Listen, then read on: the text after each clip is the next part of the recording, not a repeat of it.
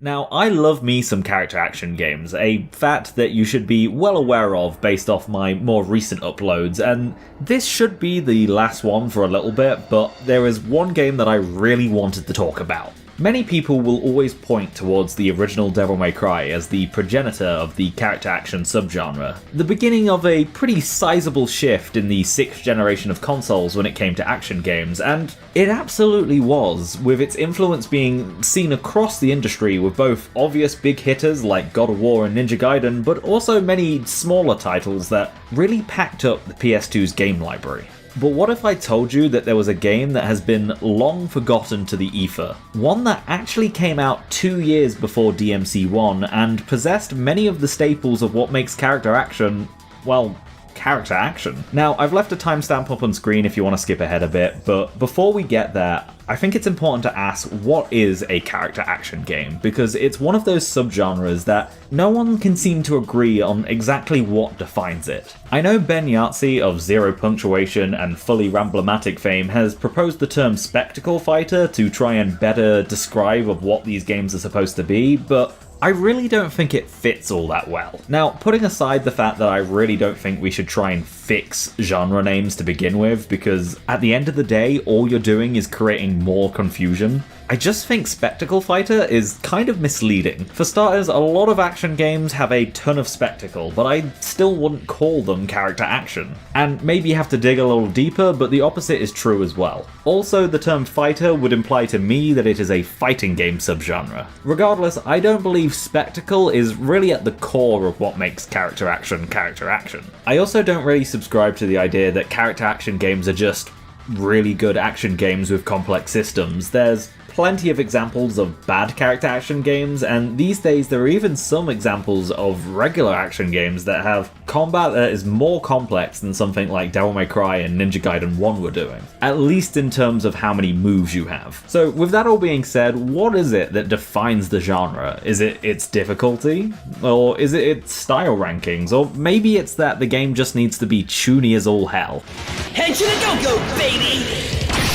My personal line in the sand is that character action is a genre born from the evolution of the beat-em-up, particularly the ones with the fighting game-like combo systems, and what separates character action from the various other subgenres is its focus on player expression within the game's combat. Instead of having a list of combos that you can perform, which are like set-in-stone sentences that you could use in a conversation, you're instead given a collection of individual words and small phrases that you can string together however you like to make your own sentences. It's taking the game design philosophy of Capcom at the time and applying it to a new era and style of game that was emerging thanks to the ever-changing technology of 3D gaming. But I think for most people, what makes character action what it is very similar to what makes most video game genres what they are, and that's mostly just basing it off of vibes. I mean, if it walks like a duck and talks like a duck, then the odds are it's a duck.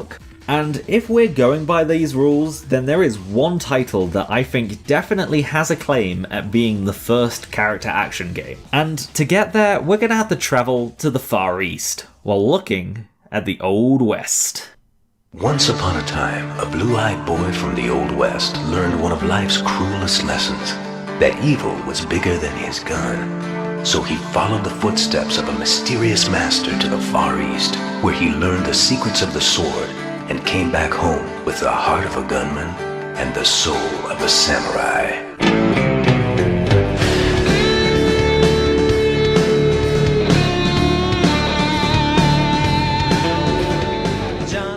So, Rising Zan the Samurai Gunman is a PS1 game released in 1999 by UEP Systems, whose only other notable release is the Cool Borders series, so this game is even more out of left field than it already is. If you haven't realised by the opening playing in the background, Rising Zan is about a young cowboy who, after being ambushed and having his town annexed by ninjas, travels eastward to study the blade and take back his home with superior Japanese steel.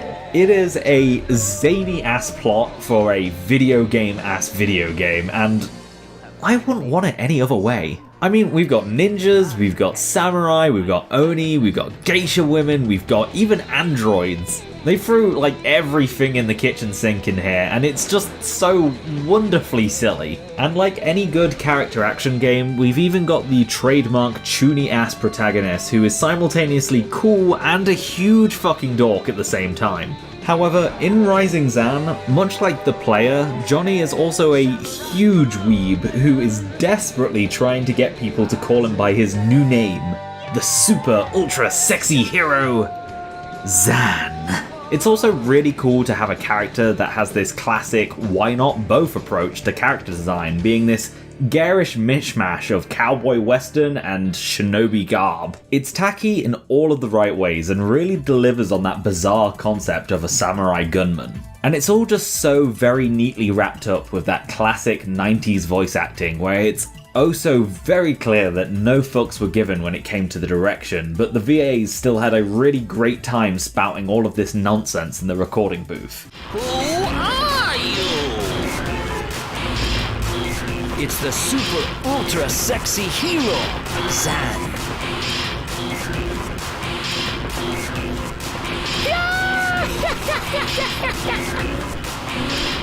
You have no idea what you are meddling with. Many of these actors you may have seen here or there over the years, but ultimately they've not been in too much recently, with Zan himself being almost non-existent. But what did have me taken back quite a bit is when I saw Charles Martinet was on the cast list. Like, bro, what are you doing here? Didn't Nintendo own your soul at this point? What is a somewhat bizarre choice though is that many of the lesser villains in the dub, who I assume only speak Japanese, instead of speaking Japanese, will just say a single word like a Pokemon or something.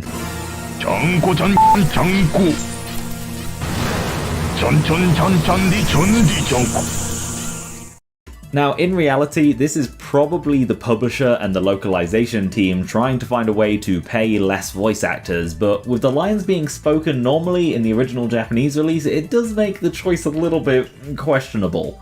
Needless to say, you'll be cutting down a rogue's gallery of enemies with your katana called the Demon Slayer and your revolver now dubbed Johnny No More. Now, after 6 minutes of me yapping, let's finally get to Rising Zan's combat and why I think it's so special and overlooked as a PS1 action game. For starters, what really surprised me is just how much control you have over your character and how close it gets to creating that same feeling and flow DMC1 would go on to do 2 years later. It is not terribly complex, but it does have so much of that character action DNA instilled into it. On top of your basic combo, you have a variety of special moves that are achieved by doing various inputs like the ones you'd see in a lot of Platinum games that don't rely on lock-on too much. Double tapping forward will let you close a gap with Stinger. Back forward will give you a sort of sonic spin attack with iframes. Left right will give you a Zelda great spin attack hitting enemies in a crowd around you, and double tapping to the side will give you this short range projectile slash that's supposed to be used as a sort of safe distant attack,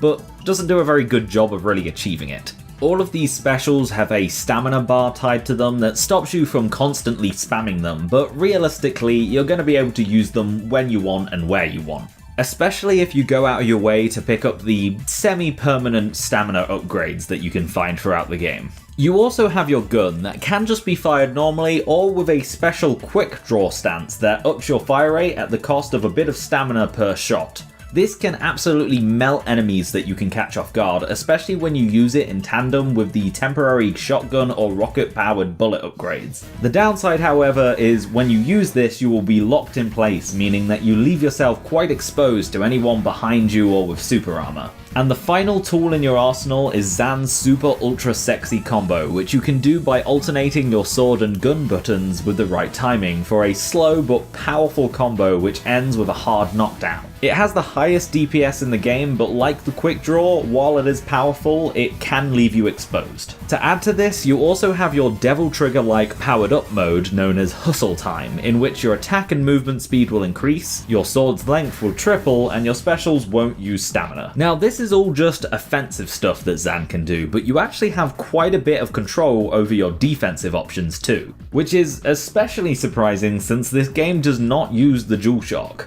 L2 and R2 will make you sidestep left or right, and if you're close to an enemy, you'll actually spin round behind them. And you also have this helicopter blade style hover when you jump that doesn't really last all that long, but allows for relatively quick repositioning, even if it seems a little unwieldy at times. Between all of these things, as well as an input parry on your block, this is definitely feeling like character action on the PS1. Enemy types and bosses can have various approaches to how you can tackle them, with one or two methods usually standing out as the best, most optimal approach to it. But with enough knowledge and skill, you can really make an impact at just how cool you make everything look while playing. And that's definitely the essence of character action. Now, there are a few more direct comparisons to stuff like the likes of DMC that I do want to talk about in a sec. But first, I have to talk about the problems that Rising Zan's core gameplay has that holds it back from taking DMC 1's place as the progenitor of the subgenre. See, while you have all of these attacks in your toolset, none of them can really be strung together in any way. You have a stinger, but you can't use it at the end of a combo. You can't use it at the beginning of a combo. You can't even end a combo early and use it as a alternate finisher. Like hell, even Raido Kuzunoa let you do that. So there actually is one small addendum I'd like to make.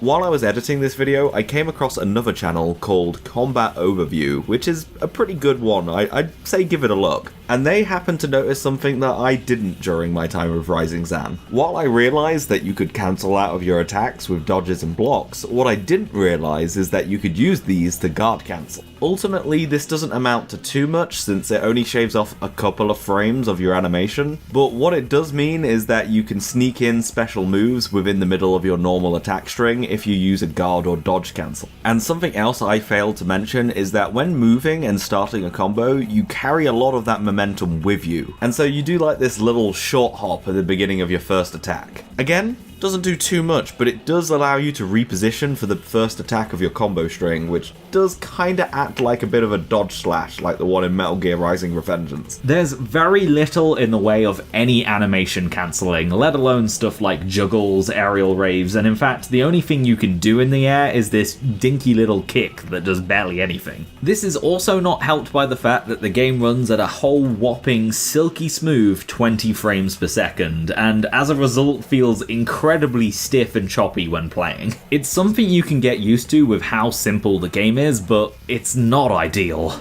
If you're playing on an emulator, then something you can do is up the clock speed, resulting in the game running at 25 or 30 FPS. But in this case, the frame rate is tied to the game speed, so in the process of getting that higher frame rate, you're also playing the game at either 25 or 50% speed increase. Which honestly does sound awful, but I did test it out and found that 25 FPS was actually quite fun. It's definitely harder overall, and it makes the mash the button QuickTime events that the game has nigh impossible to beat, but the core combat actually feels just a little bit better like this. Like, if you've played a DMC Special Edition, you're probably used to turbo mode by now, and it doesn't really feel any different to that. You know, other than it still being incredibly choppy. What is funny, however, is while the game doesn't have much to do in terms of animation cancelling, there is a sequence after each boss at the end of a mission where you're able to just free combo them and absolutely wail into the enemy as much as you can. And during these sequences, you are given style points based on how varied and quickly you can put in different attacks during this short time. And you'll even get a fancy finisher animation and style rank based on how well you did, with the best of course being the most bitchin'. Unfortunately, the main game just doesn't flow as nicely as these final moments do in each level. It's a real shame that these aspects do hold the game back just a little bit, and also pull it away from what I would typically call character action because of it. But it is already really close, and there's a bunch of extra small little details that make the game push further and further up against that barrier. For starters, the ranking system is not just for that special finishing move that you do, it's at the end of every single level, with grades ranging from chicken all the way up to super ultra sexy hero. And the game will even give you small rewards for beating every level on certain ranks, including things like increased difficulty, a heaven or hell mode where everybody dies in one hit including yourself that's called serious mode, a infinite hustle time mode a la Super Dante, and there's even an alternate costume for Zan and the ability to play as his Japanese stepsister who has some slight changes to her moveset. The game can also be pretty brutal at times, especially if you don't know how to get the most out of your kit. There's a pretty high skill floor for this game and a reasonably high skill ceiling when it comes to execution. And this is also kind of superfluous, but there's also something about these NPCs that remind me of God Hand. I know saving random NPCs is hardly a character action staple, but there's just something about these idiots that really give that same vibe. Thank you.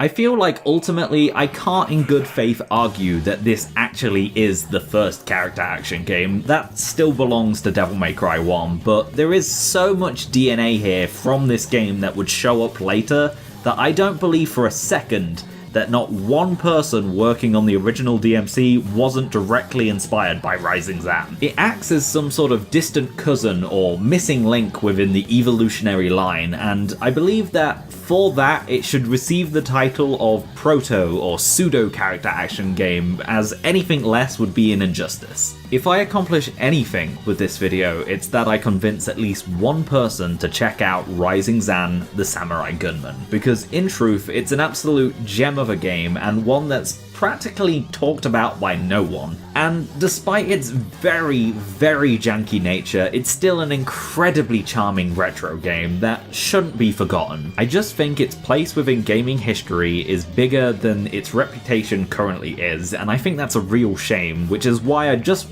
wanted to signal boost it just a little bit further. Something that I can somewhat confidently say I can do now thanks to hitting 5,000 subscribers. I am honestly absolutely blown away at all of the support that you guys have given. Since back in January, I was telling myself that I wanted to get from 3K to 4K by the end of 2024. And we've ended up hitting double that and in half the time too. So as always, thank you for sticking around to the end of the video, and if you've subscribed, an even bigger thank you to you too. It's fun feeling like a big proper big boy channel, and I look forward to bringing you a lot more stuff in the future. I've got several things all in the works that I'm slowly chipping away at. Look out for October especially. And with that all being said, since I started this video with the English theme song for Rising Zan, let's wrap things up with the tokusatsu style theme from the Japanese release.